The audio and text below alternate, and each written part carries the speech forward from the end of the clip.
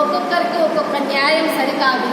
ఎందుకంటే మిగతా గోత్రీకుల వారందరికీ ఏ విధంగా అయితే నేను ఒక్కొక్క గోత్రానికి ఒక్కొక్క జంటను మాత్రమే అగ్నిగుండ ప్రవేశానికి నేను సరే అన్నానో అదే విధంగానే ఉండాలి. కానీ ఇప్పుడు మీకొక న్యాయం, ఇంకొక గోత్రానికి ఒక న్యాయం కనుక నేను ఒప్పుకునేది లేదు, మీకంతా అర్హత లేదని.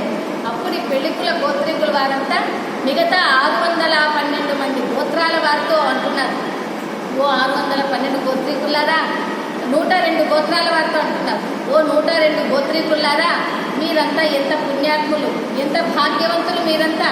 ఎందుకంటే అమ్మవారితో పాటు మీరు అగ్నిగుండ ప్రవేశం చేస్తున్నారు, ముక్తి మోక్ష స్థానాలు పొందుతున్నారు.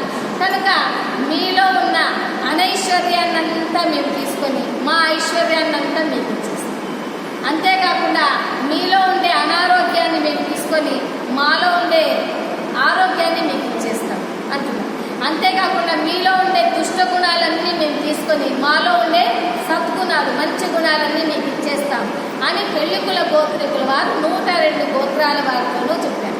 అప్పుడు అందుకనే చూడండి, ఇప్పటికీ కూడా పెళ్లికుల గోత్రీకులు ఎక్కడైనా కూడా ఒక 1000 ఆడవేషుల ఇల్లు ఉన్నప్పటికీ ఒక్కొక్క గ్రామంలో అక్కడ ఏ ఒకరో ఇద్దరో ఉంటారు పెళ్లికుల గోత్రీకులు, చాలా తక్కువ మంది ఉంటారు. ఒకవేళ ఉండేటువంటి వాళ్ళలో కూడా పెళ్లికుల గోత్రీకుల్లో వాళ్ళు బాగా ధనం ఉందనుకోండి, వాళ్ళు నాస్తికులై ఉంటారు, వాళ్ళు భగవంతుని భక్తి పూజలు లేకుండా నాస్తికంగా ఉంటారు. ఒకవేళ వాళ్ళు బాగా భక్తి ఉందనుకోండి, వాళ్ళు ఏదో హ్యాండిక్యాప్ వచ్చు, అంటే ఒక కొంచెం కన్ను బాగలేకనో, చెయ్యి బాగలేకనో, ఆరోగ్యం బాగలేకనో ఇలాగా ఉంటారు.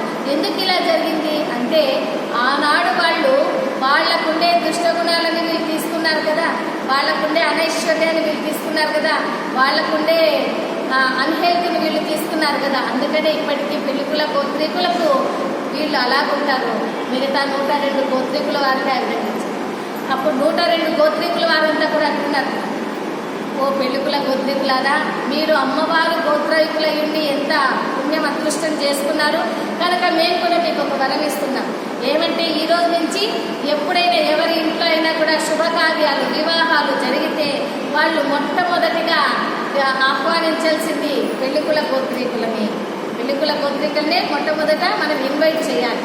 అలాగే దేవాలయంలో ఏదైనా కార్యక్రమం జరుగుతోందండి, మొట్టమొదటగా ప్రసాదం ఎవరికి ఇవ్వాలి అంటే పెళ్లికుల గోత్రీకుల వారికి ఇవ్వాలి. అలాగా పెళ్లికుల గోత్రీకుల వారికి మొట్టమొదటిగా అంటే మనం ఇప్పటికే చూడండి, ప్రసాదాన్ని అమ్మవారి దేవాలయంలో ప్రసాదాన్ని ఏ విధంగా పంచుతారు అంటే మొట్టమొదట అమ్మవారి తల్లిదండ్రులుగా భావించుతూ, అలాగే పరమేశ్వరుడు మనకి నగరేశ్వరుడు